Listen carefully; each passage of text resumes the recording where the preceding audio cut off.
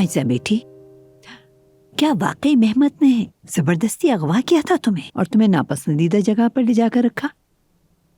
यानी उसने वाकई तुम्हें अगवा किया? हाय बेशरम, हाय। अम्मी। क्या अम्मी क्या? बताओ बेटी, क्या ये सब सच है? जी मलाहत साहिबा, बदकिस्मती से सच है। मेहमद ने मुझे अगवा किया, जबरदस्ती कैद रखा मुझे। अगर ये काम औजान या उमर में से किसी एक ने भी किया होता ना, तो मैं इन पर भी रहम नहीं खाती। तो मैं उस पर रहम नहीं करूंगी। मैं इंसाफ के साथ हूँ। मगर अम्मी।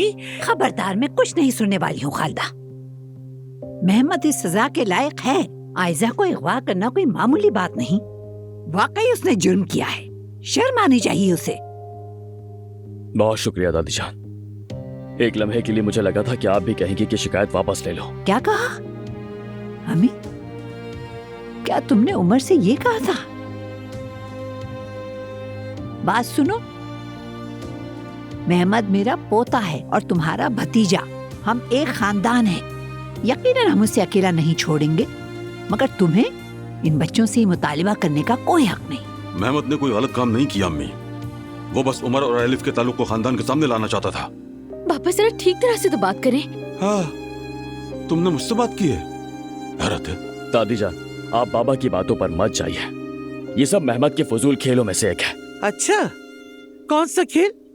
बताओ, मुझे भी तो पता चले। उसका कहना है कि एलिफ को बरसों पहले इस घर से उस झोपड़े में ले जाया गया था और वो वहां 8 महीने रही है। फिर? और आपके प्यारे बेटे के मुताबिक उन दिनों एलिफ वहां हामिला थी और उसने वहां एक बच्चे को जन्म दिया।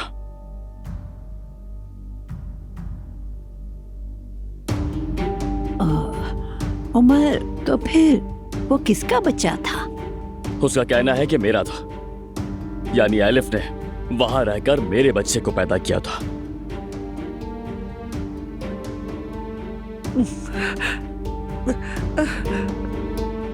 खालदा, खालदा, खालदा, खालदा तुम ठीक तो हो?